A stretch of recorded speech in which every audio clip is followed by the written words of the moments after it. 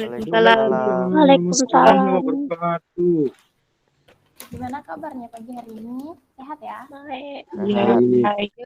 Ya, Boleh nggak minta aktifin kameranya? Ibu kan mau kenalan nih. Kan baru pertama ini ketemu Ibu. Iya, Kak. iya yuk. Baik, bismillahirrahmanirrahim.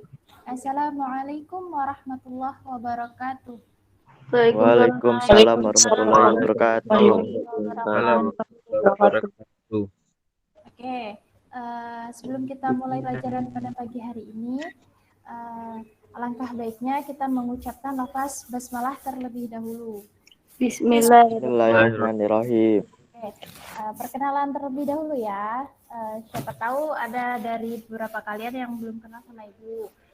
Nama Ibu di sini adalah Widya Astuti. Ibu dari Universitas Muhammadiyah Palembang. Sekarang sedang menempuh semester 7. Oke, kita lanjut. Ibu mau absen terlebih dahulu ya. Kehadiran. Adinda, hadir? Hadir, Bu. Bika, Hadir, Bu. Tarisa. Bu. Oke, alhamdulillah. PPT Ibu tampil ya? Ada yuk. Tampil, Bu. Baik, kita masuk ke bab 2 tentang keanekaragaman hayati. Sebelumnya Ibu mau tanya nih, ada yang tahu nggak sih kenapa kita harus belajar tentang keanekaragaman hayati? Terus manfaatnya bagi kita untuk belajar tentang materi ini apa sih? Ada yang tahu? Kira-kira bisa? Oke, nggak apa-apa. Jadi kenapa kita harus belajar tentang keanekaragaman hayati?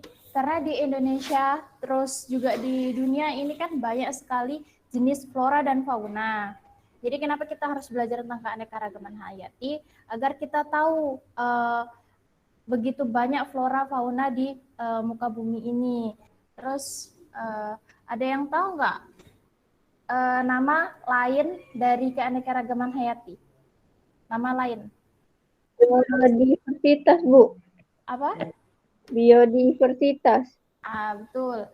Jadi nama lain dari keanekaragaman hayati ini adalah biodiversitas. Oke, benar.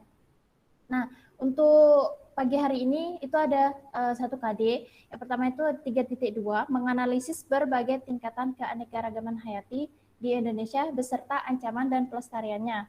Terus di 4.2 itu menyajikan hasil observasi berbagai tingkatan keanekaragaman hayati di Indonesia dan usaha upaya pelestariannya. Nah, tujuan pembelajaran kita pagi hari ini itu ada 2. Yang pertama, kalian itu diharapkan dapat menjelaskan pengertian dari keanekaragaman hayati. Terus yang kedua, dapat membedakan karakteristik pada setiap tingkatan. Oke, ini tadi udah dijawab ya, biodiversitas. Oke, ada yang tahu nggak? Coba Mbak Dian nih, pengertian dari keanekaragaman hayati itu apa? Boleh, Bika? Adalah keanekaragaman makhluk hidup dari semua sumber daratan dan lautan. Oke, ada yang lain? Keanekaragaman semua spesies hewan, mikroorganisme, serta proses ekosistem dan ekologis yang ada di satu tempat. Boleh. Oke, yang dijawab Bika sama Aning ya tadi ya? Itu sudah benar. Ingat, keanekaragaman hayati merupakan keanekaragaman makhluk hidup yang menunjukkan seluruh variasi gen, spesies, dan ekosistem di suatu tempat. Nah, keanekaragaman hayati itu terbagi menjadi 3 tingkatan. Untuk tingkatan gen, Ibu mau siapa ya yang jawab? Boleh, Friska? Tahu? Keanekaragaman gen adalah keanekaragaman individu dalam satu jenis makhluk hidup. Oke, boleh. Yang lain? Ini yang nggak ngaktifin kamera ada di tempat kan? Ada yuk. Nah, Ada, Bu. Oke, Untuk yang tingkatan gen di sini tuh pengertiannya adalah benar kata si Friska tadi, menunjukkan variasi genetik pada suatu spesies atau individu. Contoh, ada kucing nih. Kucing itu kan biasanya beranak 2 sampai 4 ya. Nah, keempat kucing anakan ini tadi nggak mungkin punya warna yang sama. Hitam-hitam semua itu nggak mungkin. Otomatis dia ada yang hitam, ada yang putih, atau bahkan campuran, ya kan? Itu salah satu tingkatan dari si gen. Ibu mau tanya dulu, tahu nggak gen itu apa? Pengertian dari gen? Faktor keturunan. Keturunan. Benar, faktor keturunan. Jadi gen itu adalah faktor keturunan atau pembawa sifat. Oke, lanjut ya. Kalau untuk yang tingkat jenis, Aku yuk.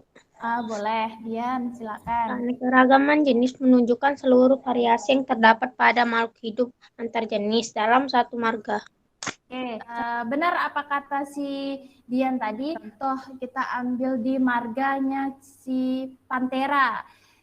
Di marga Pantera itu terdapat harimau, singa, macan tutul. Itu termasuk dalam satu marga, tapi beda spesies, beda jenis. Nah, itulah yang dikatakan dengan tingkat jenis.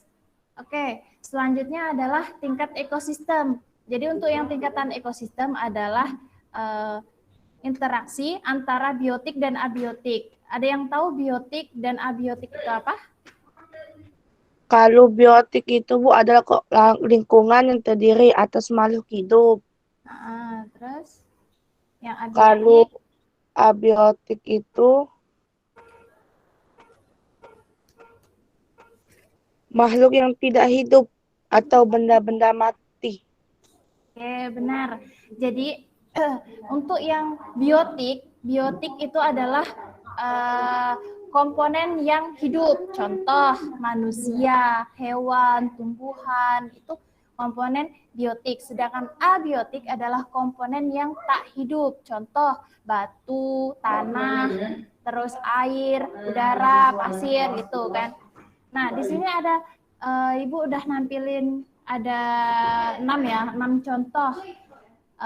Ibu mau dong sebutin di hutan itu ada biotik dan abiotiknya, komponennya apa aja untuk yang di hutan? Ada yang bisa? Kalau pohon tuh biotik bukan, Bu? Pohon biotik karena dia masuk makhluk hidup. Biotik pohon, abiotik tanah. Oke, boleh. Nah, jadi contoh ya, untuk yang di lautan nih, Ibu kasih contoh yang di lautan atau danau. Yang biotiknya itu ada ikan, ya kan, kadang ada di danau ya, atau di sungai itu kadang ada udang, ada lintah atau pacet, itu kan bisa. Terus untuk yang abiotiknya ada batu, ada air, ada tanah, terus apalagi ada udara, gitu kan.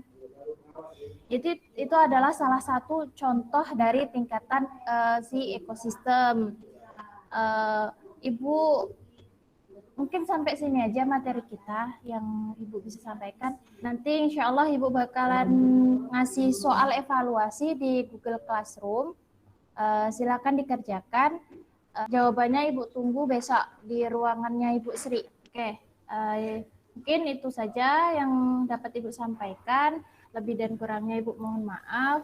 Dan untuk materi minggu depan keanekaragaman hayati di Indonesia. Oke, Ibu akhiri.